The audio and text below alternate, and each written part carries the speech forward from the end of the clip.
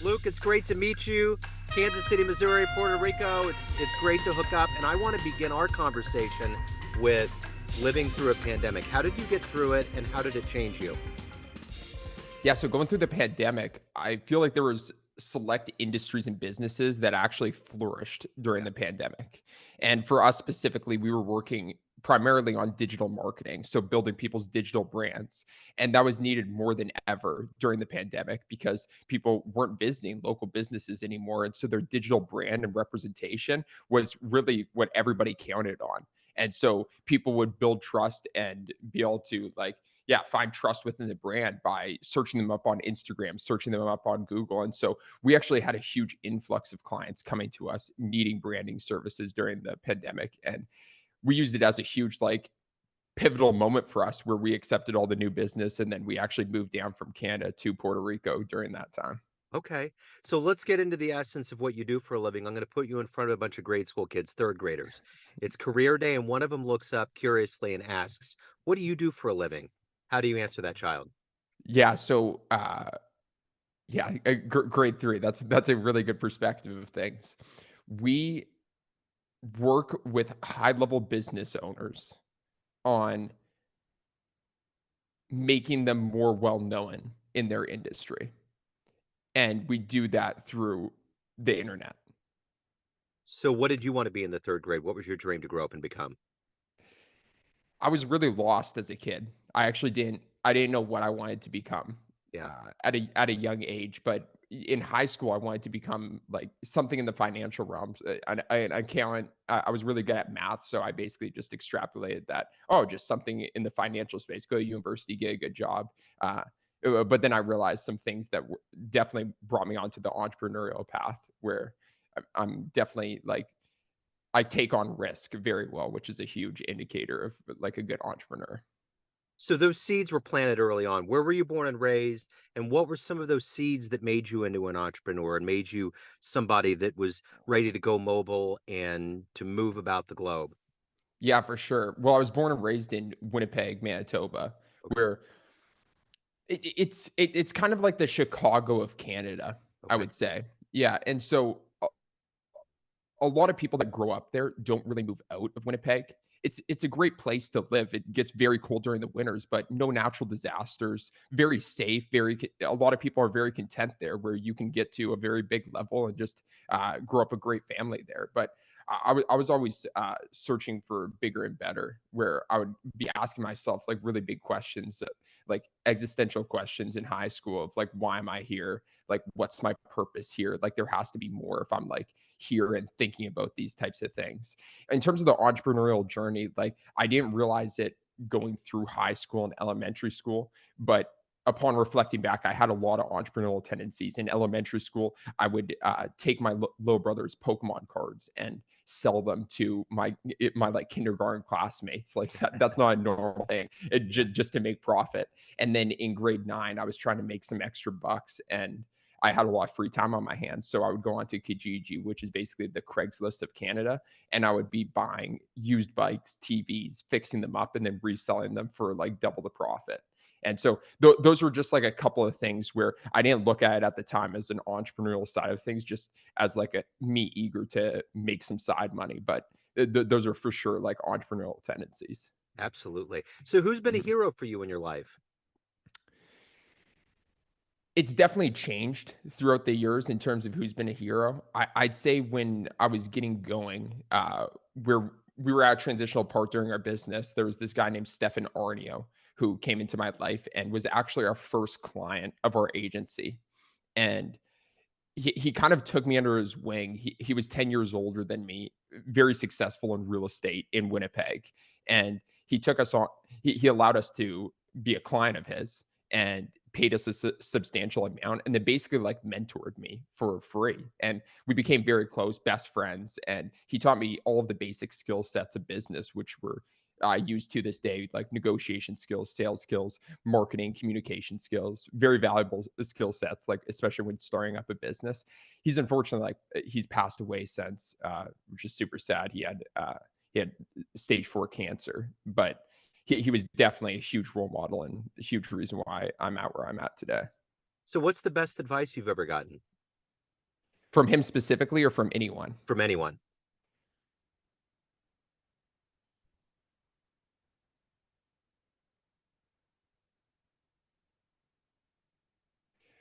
I've accumulated it's not like any one thing, but it's Yeah, an accumulation of various things that people have said where, like, for example, Alex Hormozy on YouTube, one of the most valuable things that he says repeatedly throughout his content is focusing on one thing on the micro and macro level.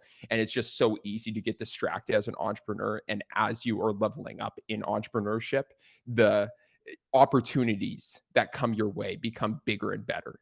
And so yeah, you have to say no and shut down these bigger and better opportunities as they're arising, which is very, very difficult um, in the moment when you're given the opportunity to make $50,000 over a weekend and have to turn that down because it's diverting your focus away. And I've been caught up into that a lot. And that's always where my biggest failures come from is when I'm diverting focus from the main mission on the micro and macro level.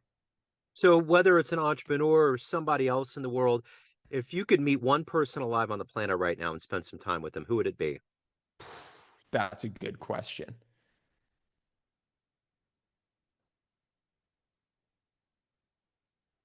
Probably Jeff Bezos.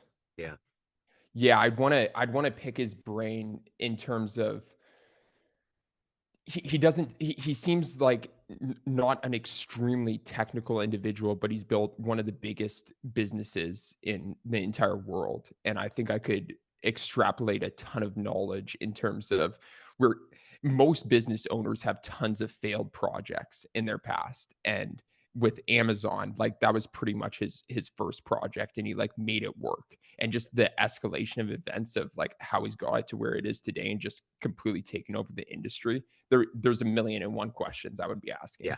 yeah, for Uh-huh. sure. So speaking of someone highly driven like Jeff, and you're an entrepreneur, what is it that gets you out of bed every day? What is it that motivates you to succeed and to ultimately be who you are?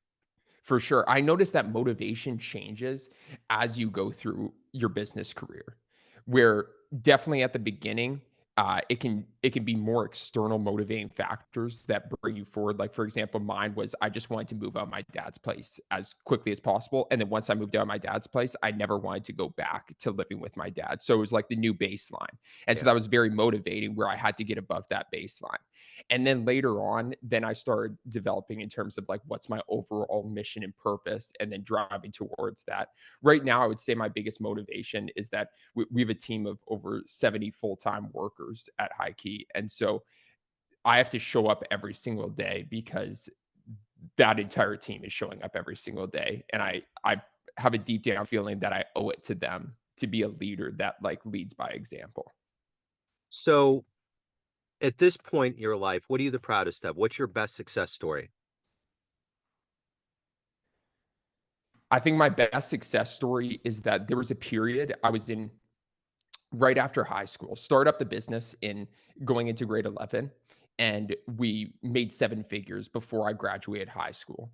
And there was a point in time where right after high school, we made some horrible business decisions. And so I was 19 years old and we went from being on top of the moon to having like seven figures in revenue and these crazy outlandish numbers at such a young age to making horrible business decisions, losing it all, and going down to $300,000 in debt. And a bunch of inventory of a new product that we couldn't sell. And I think my biggest success story is not folding in that time of despair, not giving in to the victim mentality, not which is so easy when you're in it. And just reflecting back on, I'm so glad that like I just kept pursuing it every single day because I knew that there was going to be a bigger, brighter future. And it's made everything else just like so rewarding going through that time and succeeding through it. It's very evident from our talk so far that things change so much. You've evolved so much over time. Let's say we talk in 5 years. What are you looking to see happen? Where do you want to be? Yeah, great questions. 5 years from now, I have a goal that before the age of 30, I want to buy around like a $50 million private jet. And so 5 years from now, that's one of my major goals. That's like materialistic. It's not even about the private jet. It's about the idea of it and that it's like an achievable, trackable milestone. Yeah. And so it's not even about the private jet or the money itself. It's just that it's a milestone to work towards. And then what all that means is that I have a big enough business that it makes sense to justify that purchase. And then also that we have office spaces around the US from our company that it makes sense to be traveling from these destinations without having to fly like just commercial. Yeah. So, Mhm. the one thing about being an entrepreneur is that art is a part of everything that we get involved with. What was it for you growing up? Whether it was an album or a book or visual arts, what was the art for you that always inspired you?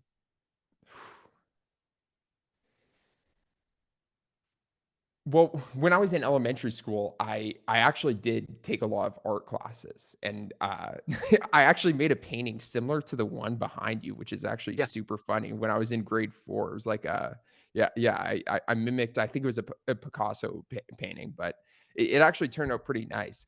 That was never really a major outlet for me. I think like my main driving factor throughout my entire childhood and high school was just trying to showcase to others that I'm like successful in whatever Mhm. success is. Like in elementary and high school, what success is kind of considered is getting good grades, not making mistakes. And so that's kind of what I strive for. So I've kind of like just tried to be as successful as possible within the boundaries and parameters that I have. And now being in the real world, I set my own boundaries and parameters. And so I try and set them extremely high to work towards because I'm just trying to be the best possible version of myself. So you've obviously at this point you have a lot of experience, you have a lot of clout. What do you try to teach people around you that are younger? What do you want them to understand about this entrepreneurial journey? What do you try to lend to them? Yeah, for sure. I've actually started posting a lot more content on this because I want to speak to the younger generation because I think that the younger generation is very lost in today's age. I think things are extremely confusing now in multiple facets. And so the main thing that I teach them about entrepreneurship specifically is that the biggest determining factor of if you're going to be an entrepreneur or not is if you have an appetite for risk. And you only know if you have an appetite for risk if you like test it out. How I tested it out was in high school. I got addicted to gambling, which like isn't the best way to test it out. But I had around $8,000 of savings, and I gambled it all with my brother. And that just showed me that my appetite for risk was just completely like fine with taking the biggest risks. I took a risk with 100% of the money that I had. And so it showed me that my mindset around money was like that. Other people, so like identifying that within yourself.